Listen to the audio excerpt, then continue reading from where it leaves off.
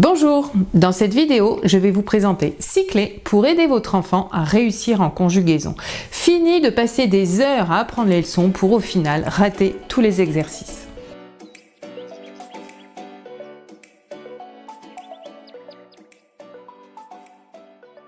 La première clé est de revoir les bases. Effectivement, pour écrire la phrase « Les enfants jouaient souvent dans la mer », plusieurs compétences sont nécessaires. La première, savoir que dans cette phrase, il y a des mots variables et des mots invariables. La deuxième, savoir ce que c'est qu'un verbe et le retrouver. Troisième, savoir ce que c'est qu'un sujet et le retrouver. Et quatrième, savoir si la phrase est au passé, présent ou au futur. Tout ça, c'est ce qu'il faut savoir avant d'attaquer la conjugaison en elle-même. Après, il y a les compétences de base en conjugaison. Savoir qu'un verbe change dans la phrase en fonction du temps, de la personne et pour les plus grands, du mode, indicatif, subjonctif, etc., de la voix, passive ou active, mais bon, déjà du temps et de la personne. Il faut connaître les pronoms de conjugaison, les pronoms personnels, je, tu, il, etc. Et il faut savoir démonter un verbe, savoir partir de l'infinitif, garder le radical et rajouter la terminaison. Je me suis rendu compte que c'était bien souvent une première cause d'échec en conjugaison. La conjugaison est construite sur des bases qui ne sont pas solides. Vous allez peut-être me le dire, maintenant que je vous le dis, qu'effectivement votre enfant qui est en CM2, voire en 5e, c'est pas sûr qu'il maîtrise ces bases de la conjugaison. Alors comment faire? Parce qu'il en a à apprendre des tableaux de conjugaison.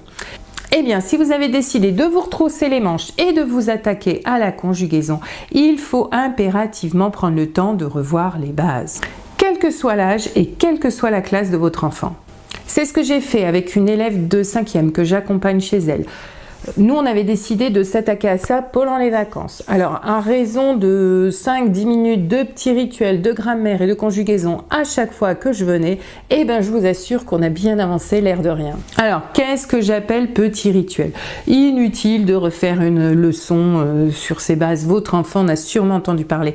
Ce qui lui manque, c'est de l'entraînement, de s'entraîner.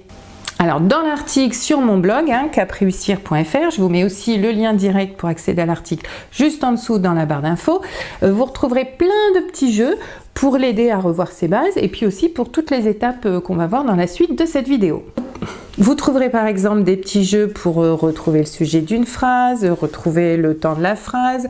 Alors pour ces deux petits jeux, je vous ai mis les liens vers des sites de collègues enseignantes. Et le principe de ces jeux est simple. Il s'agit de petites cartes sur lesquelles il y a écrit une phrase et 3 possibilités de réponse en dessous.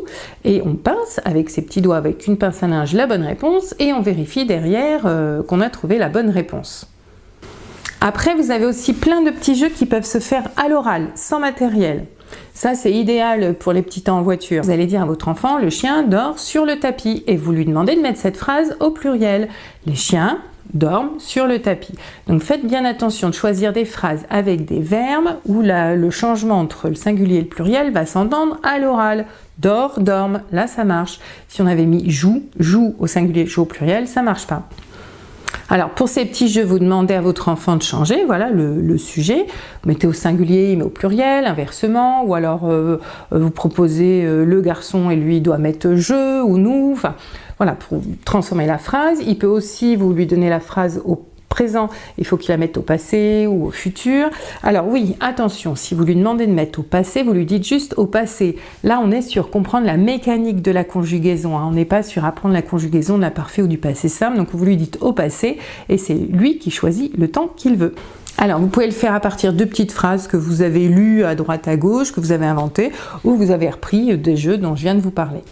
Alors ça peut paraître très simple, très basique ces jeux, mais je vous recommande vivement de les faire même avec des enfants plus grands qui sont vraiment perdus en conjugaison, qui sont vraiment hermétiques à la conjugaison. Donc bien sûr, on leur proposera des phrases peut-être un peu plus complexes ou un peu plus proches de leur univers, mais l'important, j'ai utilisé le mot mécanique tout à l'heure, c'est vraiment ça, c'est qu'ils comprennent que la conjugaison c'est une mécanique. On démonte, on remonte, on transforme, un peu comme des Lego en fait. Alors, pour finir, au niveau des bases de la conjugaison, on est toujours dans la clé numéro 1. Le premier exercice à l'écrit que je vous conseille de faire à votre enfant, c'est toujours de lui donner une petite phrase simple, le garçon joue dehors, et de le mettre là aussi au pluriel. Et à la différence de tout à l'heure, on donnera un verbe où le changement singulier pluriel ne s'entend plus à l'oral. Pourquoi? Parce que là, il faut vraiment qu'ils comprennent que quand on passe au pluriel, on met ENT. Ça, c'est vraiment la première règle de conjugaison et je vous assure que quand celle-là, elle est automatique, alors là, il est prêt à passer à la suite. Bon, j'ai l'air d'insister vraiment sur ces histoires de base, hein, mais je vous assure vraiment, il faut vraiment que toutes ces premières compétences, ces premières notions soient vraiment automatiques, sinon après ça va faire vraiment trop de surcharge pour le cerveau et ce qui explique qu'il s'embrouille et qu'il n'arrive pas à avancer correctement dans la suite de la conjugaison. Alors pour illustrer ça, je vais vous prendre deux petits exemples. Imaginez, c'est comme si vous vouliez apprendre à quelqu'un à faire une course de rallye en voiture alors qu'il sait déjà pas tenir le volant. Ou alors si vous vouliez apprendre à quelqu'un à faire des repas gastronomiques alors qu'il ne sait même pas faire cuire des nouilles. Alors pour illustrer cet exemple, je vous mets une petite image que j'ai trouvée sur la page Facebook Les choses de la vie, je trouve qu'il résume vraiment bien tout ça. L'idée en fait de tout ça, c'est de faire comprendre à l'enfant que conjuguer un verbe, c'est lui mettre le bon costume. J'adore cette phrase que j'ai trouvée sur le site Lutin Bazar. Je trouve qu'il résume vraiment tout ce que je viens de dire. Conjuguer un verbe, c'est lui mettre le bon costume. Bon, ça y est, votre enfant sait ce que c'est un verbe et le retrouver, ce qu'est un sujet, il sait le retrouver. Il a compris que le verbe s'accorde avec le sujet. Il a compris que parfois cela s'entend, ces changements s'entendent à l'oral et parfois non. Ça y est, il va pouvoir apprendre ses premiers tableaux de conjugaison. Ce qui nous amène à la clé numéro 2, 4 astuces pour apprendre les tableaux de conjugaison. Alors ma première astuce, si vous en avez la possibilité, je pense notamment à ceux qui sont en IEF, en instruction en famille, ou alors si vous êtes dans le cadre d'une remise à niveau en conjugaison, c'est de présenter autrement les tableaux de conjugaison que ce qui est fait dans les manuels. Alors je ne vais pas développer ici, ce serait beaucoup trop long. Je vous expliquerai tout ça dans mon programme d'accompagnement Aider son enfant à réussir le module de français. Je vous montrerai comment on peut présenter ça. Alors dès que ce module d'accompagnement spécial français sera prêt, je mettrai le lien dans la barre d'infos. Si vous voulez être tenu au courant de sa sortie, de la sortie des nouvelles vidéos, des nouveaux articles, eh bien je vous conseille de vous abonner à la chaîne sur ce petit dessin ici et à la page Facebook Cap Réussir. Donc on est toujours dans la clé numéro 2, aider son enfant à prendre ses tableaux de conjugaison, et l'astuce numéro 2, c'est de l'aider à organiser toute cette information qu'il a à apprendre. Alors ceux qui me suivent me voient venir avec mes gros sabots, et oui, je vais vous parler de carte mentale, de labbook. Alors là, j'en ai pas de labbook à vous montrer en conjugaison, mais je vous renvoie à ma vidéo aider son enfant à prendre ses leçons, où je vous montre d'autres labbooks. Quoi qu'il en soit, l'important c'est de trouver la formule qui convient à votre enfant, de la chercher avec lui et de la trouver ensemble. Alors quelques exemples, moi avec Léa, donc que j'aide, on a réalisé une carte mentale à la main. Avec Antoine, lui il a préféré réaliser une carte mentale sur l'ordinateur. Avec Tom, qui aime pas du tout les cartes mentales, il a préféré écrire, là j'ai pas pris de photos, j'ai pas pensé à prendre de photos à ce moment-là, chaque petite conjugaison sur une petite fiche Bristol. Bref, la solution qui convient. Une dernière aussi que j'ai trouvé sympa, je vous mettrai le lien aussi de la page Facebook. Voilà, c'est d'utiliser des supports un petit peu originaux. Là, ici, il s'agit du miroir de la salle de bain pour que l'enfant révise ses conjugaisons quand il se lave les dents, pardon. Alors là, c'est comme toujours, il faut que ce soit une solution qui convienne à votre enfant, mais à vous aussi. Si ça vous dérange vraiment d'avoir quelque chose écrit sur le miroir, c'est pas la peine de se forcer, hein. Bref, vous l'avez compris, l'important c'est d'être ouvert, créatif et de trouver ce qui convient à l'enfant et aux parents. Alors, toujours dans les astuces pour l'aider à apprendre ses tableaux, la troisième astuce, c'est d'aider votre enfant à repérer les difficultés pour chaque tableau de conjugaison, pour chaque temps. Je pense par exemple, quand il va avoir ces verbes, les conjugaisons des verbes au présent à apprendre, avant de le faire réciter, vous lui dites, tu te rappelles bien, il y avait un petit piège, c'était pour quel verbe? Ah oui, pour le verbe dire, parce qu'on dit vous dites et pas vous disiez.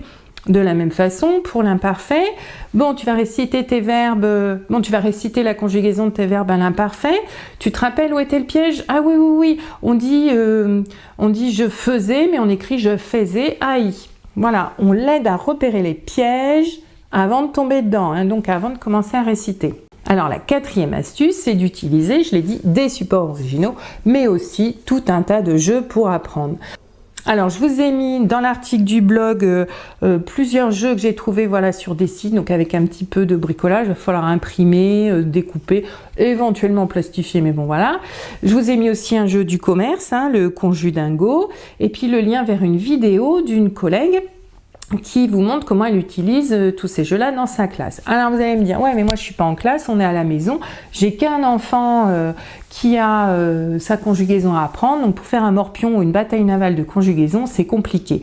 Alors ça aussi, c'est les choses que vous retrouverez dans mon programme d'accompagnement. Je vous expliquerai comment adapter des jeux qu'on utilise à l'école à la maison où on peut avoir un seul enfant voilà, pour transformer en réussite ou des choses comme ça par exemple.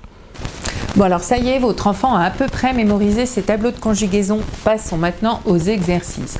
Je vous entends, vous allez sûrement me dire, mais justement il est là le problème. Moi mon enfant, ses tableaux de conjugaison, il les connaît et pourtant il est incapable de les appliquer dans un exercice. Alors ce qui nous emmène à ma clé numéro 4. Bien souvent, nous voulons aller trop vite. Donc moi, ce que je vous recommande, clé numéro 4, c'est du pas à pas dans les exercices, du progressif. Je m'explique. Alors, le premier niveau d'exercice que vous pouvez lui donner, lui demander, c'est une phrase avec un pronom de conjugaison. Voilà, par exemple, je, verbe jouer entre parenthèses, à l'infinitif, dans la cour. Donc il va falloir conjuguer le verbe, c'est-à-dire aller chercher dans le tableau de conjugaison, regarder la bonne terminaison et la remettre dans l'exercice. Ça, c'est le premier niveau. Deuxième niveau, au lieu de marquer je, on va lui dire de conjuguer le verbe au présent, par exemple, à la première personne du singulier. Donc là, il y a déjà une petite première gymnastique à faire, de se dire première personne du singulier, c'est je, il faut que j'aille chercher dans mon tableau la terminaison du verbe avec je. Troisième niveau d'exercice, cette fois-ci c'est avec un groupe nominal.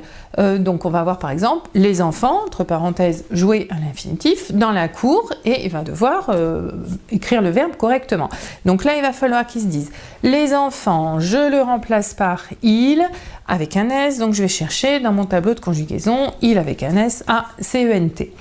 Alors vous allez me dire, ouais mon enfant il en est pas là. Il en est peut-être pas là pour le présent, mais peut-être que s'il est en train d'étudier le passé simple, l'imparfait ou un autre temps tel que le subjonctif ou le conditionnel, il aura peut-être besoin quand même de repasser par ces étapes. Voilà, ça c'est les 3 premiers niveaux. Alors vous pouvez utiliser les petits jeux hein, dont je vous ai parlé, dont j'ai mis les liens sur l'article, dans l'article, et vous pouvez utiliser aussi des cahiers d'entraînement. Moi j'aime bien la série des cahiers chouettes que je trouve simples, sobres, voilà, qui permettent de travailler la notion qu'on est en train d'apprendre. Je vous mets aussi les liens dans la barre d'infos. Alors oui, on a dit d'essayer d'utiliser un maximum les supports rigolos, etc. Mais c'est pas toujours possible. Et des fois, il faut bien passer par ces petits exercices d'entraînement. Mais on s'arrange pour rendre les conditions, voilà, que ça dure pas trop longtemps, que ce soit pas dans le conflit. Donc de rendre les conditions un peu sympathiques.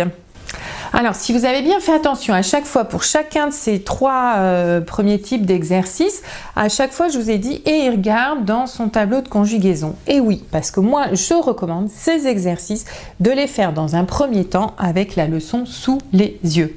Hein ? Ça n'empêche pas, d'un côté on est en train de l'apprendre, hein, d'apprendre à mémoriser toutes ces terminaisons, et de l'autre on fait ces premiers exercices avec la leçon sous les yeux. Seulement après, dans un deuxième temps, on fera sans la leçon. Il faut entraîner le cerveau à cette mécanique, à cette gymnastique, avant de lui demander en plus d'aller chercher les informations là-haut. Alors, le 4e niveau d'exercice, ensuite, ça va être ce qu'on appelle les transpositions, les transformations-transpositions. On en avait parlé tout à l'heure, hein, vous savez, c'est quand on dit le chien dort et qu'on transforme et qu'on dit les chiens dorment. Donc là, on le fait à l'écrit, pardon.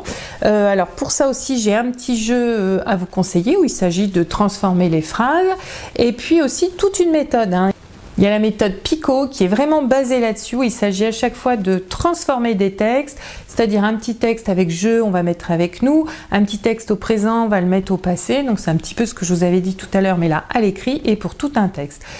Donc ça me semble pas mal aussi. Avant de passer aux dictées, hein, c'est la prochaine étape, on passe par cette étape intermédiaire qui rajoute une petite difficulté supplémentaire. Donc les fameuses dictées, nous y voilà. Donc vous, si vous avez bien suivi, elles arrivent seulement en 5e position dans les exercices.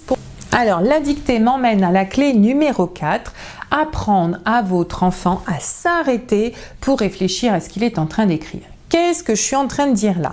S'arrêter pour réfléchir à ce qu'il est en train d'écrire. Alors ça, c'est quelque chose qui est beaucoup étudié en ce moment par les neurosciences et notamment l'équipe d'Olivier Audet. Là aussi, je vous mets le lien dans la barre d'infos pour son livre. Donc, ils étudient ça, cette compétence qui est très importante chez les enfants pour leurs apprentissages, c'est d'arriver à s'arrêter, s'empêcher d'aller dans ce qu'ils font habituellement, dans l'automatique. Je vais vous prendre un exemple qui va peut-être plus vous parler. Nous, adultes, en situation de vie quotidienne. Et qui m'est déjà arrivé plusieurs fois. Imaginez que tous les matins, vous prenez le même chemin pour aller au travail et tous les matins, hop, vous tournez à la deuxième à droite. Ce matin, vous devez vous arrêter, tourner à la première à droite pour aller à un magasin quelconque faire une petite course.